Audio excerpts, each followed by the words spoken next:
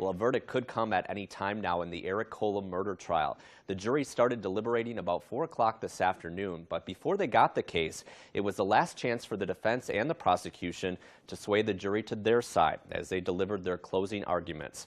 News 8's Jenna Troum joins us now with the latest from both sides. Jenna? Mike, depending on which way the jury goes, Eric Koula could soon be sleeping in his own bed or back in his jail cell. Here's a look at what the defense and prosecution had to say on the last day of this nearly month-long trial. One question has dominated the courtroom since the beginning of this month. So who is Eric Koula? If you ask the prosecution, he's a liar and a murderer. He's a man of many secrets, as I told you in the opening. In May of 2010, he was in desperate financial straits. He was facing a huge mountain of debt, no realistic way of paying it off in his lifetime, unless he got money from somewhere else. Desperate might be an understatement for the situation that he was in. But if you ask the defense, Koula was a loving son, scared and struggling to come to terms with the loss of his parents. Eric would not and did not commit these crimes because of the love that existed between the father and a son and a son and a mother. But the defense's biggest argument is that investigators found zero forensic evidence tying Eric Koula to the crime scene. We now know that there are no fingerprints. We know that there is no DNA.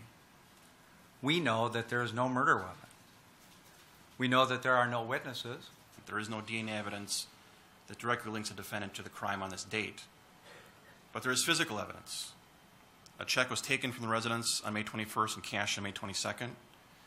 The fact that he lies about it and lies about cashing it shows you how important it is to link him to the murders on that date. The $50,000 check Koula signed in his father's name isn't the only piece of evidence the prosecution says Koula lied about. There's also the note reading "Fixed You" Koula now admits to planting in his own mailbox. It's a final piece of the puzzle.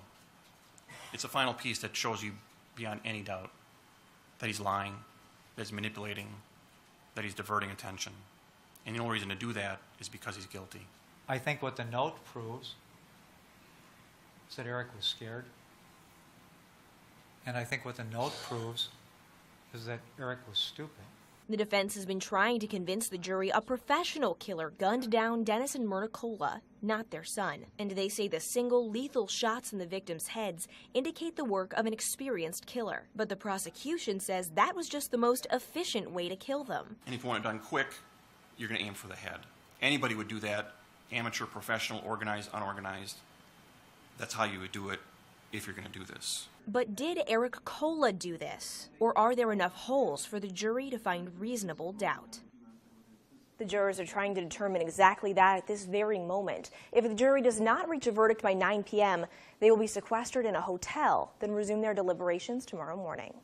Thanks very much, Jenna, and we'll of course stay on top of this and bring you any developments as they happen throughout the night, and there is no telling how long it will take the jury to reach a verdict.